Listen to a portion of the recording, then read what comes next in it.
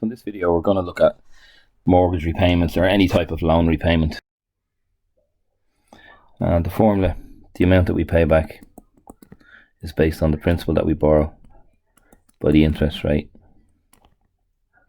by 1 plus the interest rate by the number of payments divided by 1 plus the interest rate by the number of payments, which is t minus 1. And we prove this using the geometric sequence in Financial Maths 3. So here we have our interest is 3%, 0.03 equals I. 1.03 is equal to 1 plus I. My principal is 60,000, so I have 60,000 by 0.03 by 1.03 to the power of 10 divided by 1.03 to the power of 10 minus 1. And anytime you calculate mortgage payments, check your calculator twice.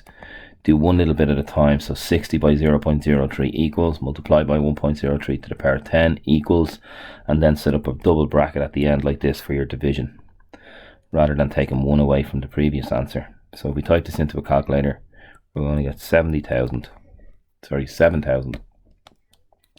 Just be careful with your zeros. 7,033.83. That's the amount that we would pay back if we were to do this in 10 equal installments. Now I'm going to introduce here, what if this was monthly, which most mortgages would be monthly? We'd have to find out the monthly rate. So it's 1.03 to the power of 1 over the amount of times we're going to repay it. So 1 over 12. And 1.03 to the power of 1 over 12 is going to give us 1.00246627. Never round off too early. Now my interest rate here is going to be 0.00246627. This is 1 plus I. We can use the same formula. So the amount that we're going to pay back is equal to the principal, or the amount borrowed, by I, which is 0.00246627, by 1 plus I, which is 1.00246627. Type that into your calculator first, and we're going to divide that by 1.00246627 to the power of, I left my power out here just for a sec, so we're going to have 10 years, so multiply by 12 months, and we're going to get 120 for my t up here and down here, and then minus 1. And if we type this into our calculator, we are going to get, always double check on your calculator with these big calculations, we're going to get 578, 24, 25, 578, I'll go 25. And if we multiply that by 12 to see how much we'd be paying back in a year, it should be less than the previous amount based on the fact that we're making 12 payments. And if we multiply this by 12, we're going to get 6939.09. So you can see very similar numbers here. That's my yearly repayment, 7,000 in the previous question.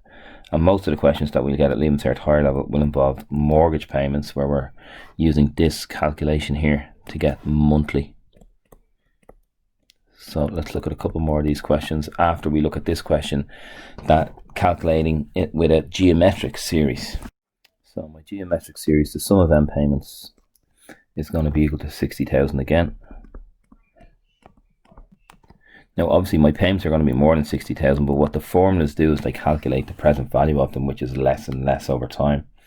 So my geometric series here, my first payment, we don't know what A is, but we're dividing it by 1.03. I'll use the shorter decimal here.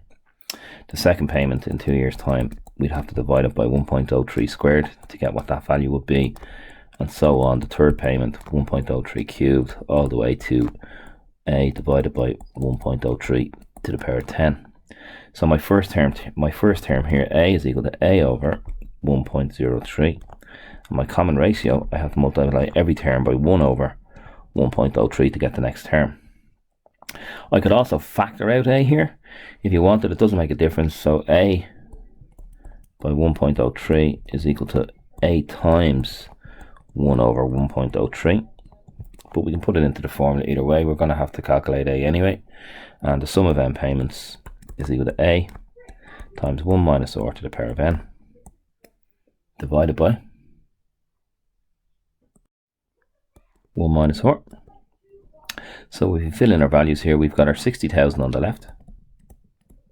We have this A over 1.03, or factor out the A if you're more comfortable doing that, divided by or multiplied by 1 minus, and my ratio here is 1 over 1.03, and that's to the power of 10, and I'd have to divide by 1 minus 1 over 1.03. So we can simplify this down line by line. If I do this bit first, I then need to divide by this 1.03, and then I need to divide by this guy.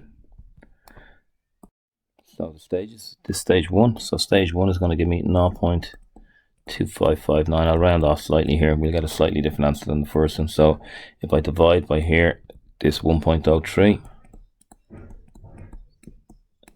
I'm going to get a very similar number, 0.24845, 248,452,